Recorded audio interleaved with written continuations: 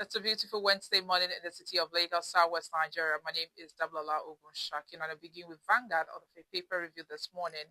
Vanguard is leading with what leaders, envoys, condemn Israel's attack on Qatar. Attack, reaction to Monday's Jerusalem shooting. That's coming from Netanyahu. United Kingdom Prime Minister distances self from attack. Experts call for de-escalation of crisis. It's a serious situation. That's coming from Poplio. You can see that story on page 5 of Vanguard newspaper. On page 10, new curriculum don't implement in Ori, expert tells federal government. 2027, more governors, senators, reps eager to join APC, says Uwada. On the page 8, Nepeng suspends strike after DSS broker chores with Dangote. Aspiration of suspension, PDP kicks as Senator denies Natasha's resumption. Tinubu's bold reforms, proof of political will in executing economic policies. That's according to Vice Presidential Tima. And on sports, page 31, Eagles draw against Bafana sad for Nigerian football. That's coming from Akbei. How kidnapped Major was rescued in Delta community. Gridlock as flash floods take over Lagos roads, paralyze businesses. And lastly, on Vanguard newspaper, we have federal government gazette tax reform laws. Implementation begins January 2026. That story can be seen on page 19 of Vanguard newspaper. Away from that, we'll move to the Punch. The Punch major headline says doctors to decide on nationwide strike today. NADS NEC meets to review government response to demands. You can see this on page 7 and 29. On page 18, PDP signs a protest as Senator blocks Natasha's return. 5 soldiers, terrorists feared killed in Zamfara crash. South Africa dent Eagles World Cup hopes after stalemate. You can see that on page 31. Vehicle theft. 3 Nigerians jailed 96 years in Ghana. Pages 4 and 5 as that story.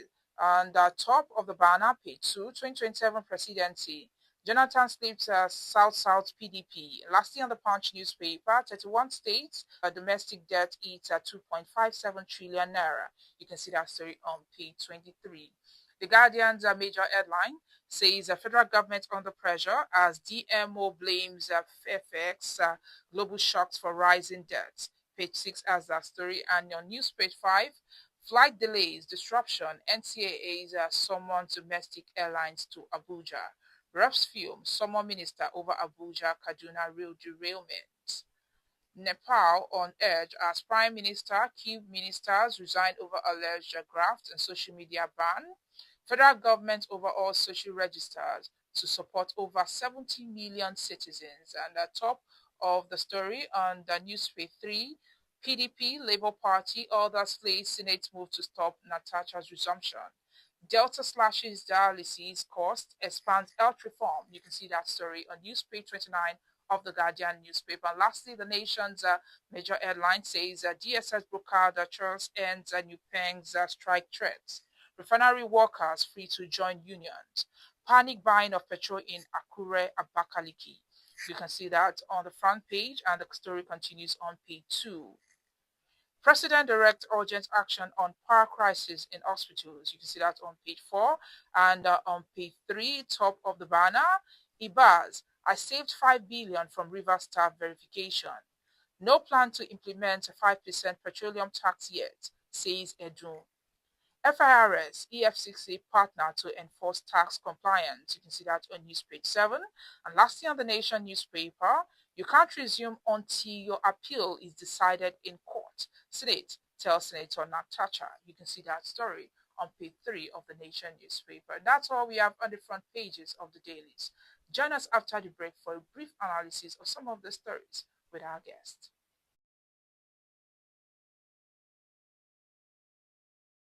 Welcome back. If you're just joining me, this is Today in the News on Vanguard Live. My name is Dablola Ogunshaki, and joining me to analyze some of the stories on the front pages this morning is Mr. Gbero Olajigbe, the Executive Director of Emergency and Risk Alert. Good morning, Mr. Gbero. Good morning. Pleasure being with you. Yes, and let's start with the recent air strike on Qatar by Israel. What do you think about that? Well, it's an unending war, and the Middle East is in for it. It's not a new phenomenon, but it's going to continue because there's no durable solution that has been put in place, despite intervention by the chief mediator that is largely on one side. So the Middle East crisis is going to continue. People will queue behind whichever country they want to do queue behind it. So it's a lingering problem that the durable solution has not been found. And until that is achieved, so it's going to be a zigzag of escalation and de-escalation. So that is what the way it's going to be. Yeah, but we have multiple states across the EU, the United Nations, and also the Middle East. They've publicly condemned this airstrike, and they want that it could derail the ceasefire talks. So, what do you think are the potential diplomatic? All of them have vested interest. America is the one dictating the pace, and most likely most European countries are in alliance with America, and of course. And this is not a hidden issue. It has been like that. The foreign policy of condemnation, is just a ritualist template that they have put in place to appear as if they are projecting humanity. But at the end of the day, they all have vested interest in what happened in the Middle East. And of course, the issue is not far-fetched. It's oil-rich region, and of course, they need a lot of such, whether in Europe or America. So the vested interest is clear.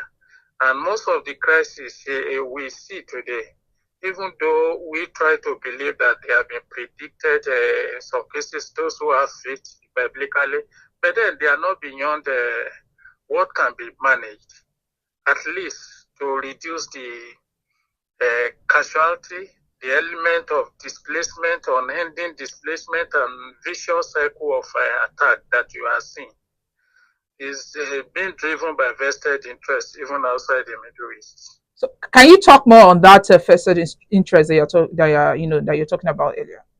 For example, America is vested interest. America have projected itself as the chief peacemaker, but largely it's supporting Israel. So it's unapologetic about that. So when you are not do that between power and, of course, even country like the United States, of course, they queue behind America in that game, except Russia, that is different. Russia is different, and of course, other countries that are in Asia. China is not supporting that, and of course, the brutal man of North Korea is not supporting that. So it's a war that has been divided. The only thing is that the pattern is just like the former cold and hot war. But what happened today is that it's not so described. But the interest is nearly almost permanent. But one thing we have to agree with is that now that they believe that it's inhuman, the series of attacks and the recent one, then what concrete thing are they putting in place? What are they doing? They have not reneged on their support for one or the other. And they have not presented themselves as non-aligned states that are interested in a durable and sustainable peace in the Middle East. So it's good. The politics of war is what you are seeing now. The politics of international diplomacy is what you are seeing now that is coming, whether from Europe, whether from America and everything. So it's largely going to continue. And the fact is that the vulnerable persons will continue to suffer the consequences of this relentless attack. All right, let's talk about the Senate. Upon completing a 6-month Senate suspension, Senator Natasha, she formally requested to resume duties on September 4, 2025. But the Senate, via its clerks, decided pending appeal at the Court of Appeal to deny a return. Now, is this a justifiable pause, or do you think this undermines the principle that serving suspension terms should, allow automatic reinstatement? Whether in principle, whether in law, whether in convention, the Senate is absolutely wrong. The issue is that Natasha was suspended for 6 months, and he has concluded that 6 months. It was a sanction imposed, and sanction have been completed. No matter what, the excuse that you have case in court, it's untenable, whether in law, in morality, and of course in ethics. In leadership is untenable. Whether the case is in, the fact is that when a case for which you are seeking remedy, event have overtaken such a case, it merely become mere academic exercise in law. It has been rendered, the case in court has been rendered redundant by the fact that she has completed her punishment. And that punishment ab initio was even illegal, because Senate cannot, by its own rule, suspend a member more than 14 days. So the suspension was wrong, and to further it, it's a situation. Of course, you can now begin to know why our society is becoming a lawless society, because the race of lawlessness is being led by an important institution like Senate. The law is not meant to be punishing people, it's for correction in most crimes. How do we say that we are part of the civilized world when you continue to see this thing? It's shameful. Not shameful for the Senate alone, even for the entire country. That we have a justice administration system that is so politicized, that is so disrespected, that is so dishonored, that the word of court does not even carry weight when it comes to dealing with politicians. So they don't respect court orders. Justice Bita Yako, or what her name, affirmed in the judgment at the appellate court that the Senate overreached itself by sending Natasha on a 6-month suspension bill. It was an overreach because, one, it was not Natasha alone that was deprived. Our constituents, almost 1/3 of people of Kogi were equally being punished along with the so-called punishment by the Senate. And to further the reckless impunity by saying that it can't resume after completion of that course, of course, is erratic. It's not only erratic, it's a complete heresy, not known to law. It's power displacement of a show of power, repression, and oppression. Adjectives that should not be displayed in a democratic space. That is what Senate has represented. It has become an institution that an individual can turn to tool of vendetta. And that is what you are getting from what is happening to Natasha today. The Senate has become tool of vendetta in the hands of Akpabio. And it must be resisted. If we truly want a Nigeria that is democratic, a Nigeria that rule of laws is respected, a Nigeria of decent and honorable citizens that live by constitution and of course live by laws and codes, democratic codes. All right, let's talk about the citizen representation. The PDP, they've decried the move as an attempt to deprive Kogi, central constituent, of representation in the Senate. Does denying a lawful suspended senator a seat raise concern? Look, Senate as a legislator has 3 important functions. One, the duty to represent, duty of representation. Secondly, lawmaking. And thirdly, the duty of oversight. of paramount, the force among the equal is that of representation. Because you can't even make law if you are not representing a constituency in the first place. So what has happened is that they avoided the mandate freely given to Natasha. Representation is key in a democracy like ours. And how can he even go and do oversight now? So you are deprived of those three duties. The most important and relevant to our constituency is the duty of representation, which Senate has frustrated in the last 6 months and continue to wallow in the inglorious, shameful impunity of lawlessness that characterized the recent episode. So it's a shame to the institution called Senate, and it's a shame to Nigeria that is being painted in bad light by those who are supposed to project a capacity to respect rule of law, a capacity to demonstrate democratic culture, a capacity to project the dignity in which citizens of Nigeria, including Natasha, is being held. All right, there's a gender sensitive context in this. Now, does the Senate continue the resistance, risk appearing as a tactical suppression of female voice? Look, we're in a society that does not care of what's happened to women. Let's start it and let's face it. Do you know that you have only 3 women in a 109 Senate,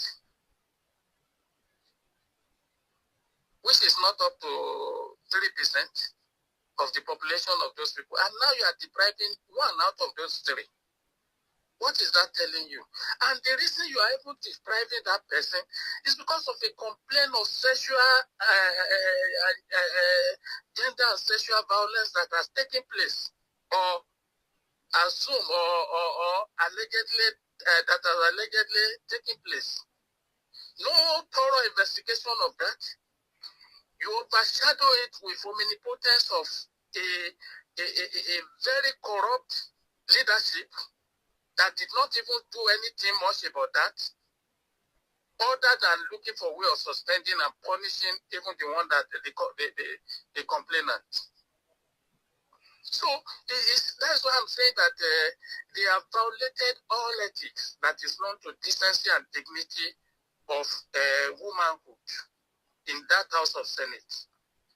Extremely gender insensitive decisions have been taken to punish a woman for being bold enough to allege that the Senate president was making reckless sexual advance to her, and that deprivation in the Senate in terms of contributing to debate flow from her refusal to submit to the sexual demand of the Senate president. To that extent, you can see that this is a Senate that is not gender sensitive, it's not gender friendly, of course, is criminalizing even complaints that relates to gender and sexual violence. All right, Mr. Guerrero, Nigerian Association of Resident Doctors, they are meeting today to assess whether the government has responded meaningfully to their demands, including salary arrears, training fund release, and recognition of postgraduate qualification. So how critical is the timely government response at a point in avoiding a nationwide strike? Well, I think they should go ahead. Because, look, if you look at the promises that this government of APC under Buhari made to doctors during COVID-19, you would think that they have learned anything.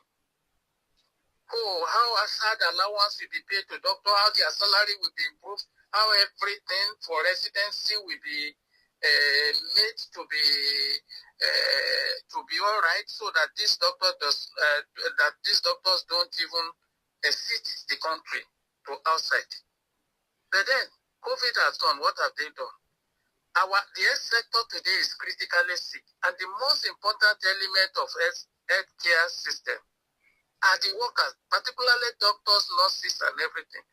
And look at what befell that doctor, resident doctor in Rivers State, that was forced to work for 3 days non-stop.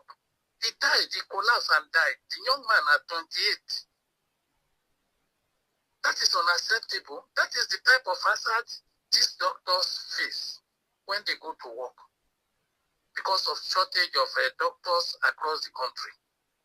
Yet, the little one, you can retain them by paying a good salary to them, but you are spending recklessly on those that play football for 2 weeks. You are giving them 150 million naira. And doctors are languishing in sorrow, pain, and poverty. And other people that are contributing to the growth and development of Nigeria in the critical sectors like health sector. So I am with the resident doctors. I am with them 100%. They should give ultimatum, and they should not backslide in their ultimatum that they are given. So I am with them. It's good work, good pay. It's not easy for people to become professional in the country, and you treat them like trash. And that is why development is very far from Nigeria. You pay those who don't work, and you punish those that work. In Nigeria, those who eat don't work, and those who work don't eat. That is the tragedy of the system that has been established by fraudulent policymakers in the country. Well, the health workforce is already depleted by immigration, and this is actually pushing them more. It's pushing more doctors out of the system if this continues. So, how do you think the federal government can craft a credible ceasefire in order to address both the urgent pay issue, signaling the long-term reform in order to avoid further breakdowns in the healthcare delivery? A government that is immoral, that knows how to generate revenue, but does not know how the revenue does not know that the revenue should go to critical sectors, can never achieve anything. And they don't need advice of anybody, because they continue in their own ostentatious living. They continue in their own reckless lifestyles, moving across the world, doing nothing, pretending that they are winning investors. The same jamboree that Buhari did for 8 years and punished Nigeria, deceiving people that they are not winning, when evidence is saying the alternative, like we have seen. You have the Speaker of the House, number 4 citizen, they call them, or number. You see that what he complaining about the debt, the borrowing that is going on in Nigeria, and the president is denying it. So we have a government that is the composition is extremely insincere to the people, not open, not transparent. You hardly know what is going on. If number 4 could be saying that, then you know that there is crisis of governance in Nigeria, an articulation of policy, because he has one of the engine rooms of lawmaking and policy shaping in the country. And the cacophony of lies fly around about what economy is becoming and what economy is not becoming. But the bottom line is that Nigerians are suffering. Nigerians are hungry. Most have died. Most have been subjected to pressure that have created an atmosphere of depression, atmosphere of extreme poverty, atmosphere of frustration, and to extreme extent, atmosphere that is making them to feel suicidal. So who is paying for that? That is what the governance have become in Nigeria. Tinubu has spent 2 years and he's still talking of people should bear with him. Who will bear? Do you know how many people that have died of hunger and poverty? Is it because they don't write it on newspaper that these people was killed by hunger? Do you know how many people that cannot access health care, who would not have even fallen sick in the first place if they can eat? The immunity of people have been lowered. Their health, the stamina and the antibody has been compromised. And they are now subdued by sicknesses, diseases, and infections. And gradually, life is ebbing out of them, dying in droves unannounced. Is that type of a society you want? Muritala spent only seven months, and he changed the context of corruption in Nigeria. The atmosphere of waste was changed by him. And somebody will deceive Nigeria. And Nigeria is, I don't know how to describe Nigerians. Because at times, when you have bad leaders, you think that, okay, bad leader is not good for a society. But any society deserves the type of leaders they have inevitably. Nigerians are docile. They can be lied to, life against, gaslight, to believe that they are the problem. How can a reasonable government be telling people that you have been living fake life? This is just the value of your naira. Naira is the symbol of currency. It's not only the symbol of currency, currency that a nation uses, Nigeria in particular. It's a symbol of commerce and a symbol of honor. And somebody came, he wrecked it, he destroyed it because of choices of obnoxious policy. And people still believe that narrative. And they are living their lives in such environment that has enabled food crisis, that has enabled violence and even violent extremism, that has complicated humanitarian space, make life extremely difficult, almost and nearly impossible for most. So it's a country of people that are easily, they can be deceived.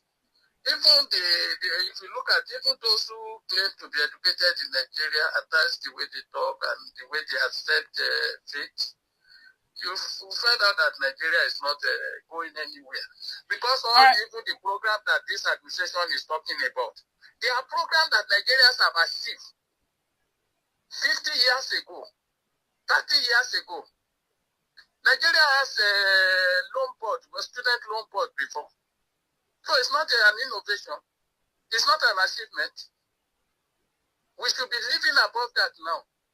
Where a country like Ghana appreciating the value of education and the importance of that to development, making even tertiary education free, particularly for the indigent and poor students and citizens.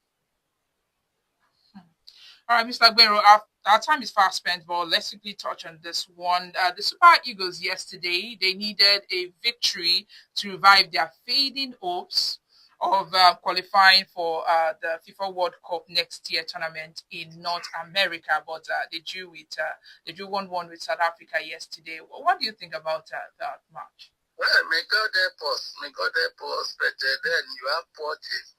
That is not a representation of the type of capacity that is abound in Nigeria. So even if they qualify, how far will they go? The fact is that it's better for them to fail if they want to fail rather than wasting money further on them. So that we face the critical issue and critical problem we are facing in Nigeria. All right, Mr. Agbero, let's end this on a lighter note with Mr. and Mrs. this morning. And the first person speaking is Mrs. Mrs. says, dear, how was paternity determined before DNA testing? And Mr. replied, in the past, if a child constantly goes against the wishes of his or her parents, her father will simply point to him and say, You are not my child. Simple. No DNA test required. In fact, that is the type of DNA that Nigerians actually need today. Because we are tired of bringing out children that we like the country will not listen to parents, even though they biologically, genetically in alignment with the parents. So bastard is measured by behavior in the olden days, because actually there was no bastard then. And this is what we have to draw the curtain today. My name is Damola Ogunshakin. Do what to like and follow us on all our social media platforms showing on your screen. You can also visit our website, www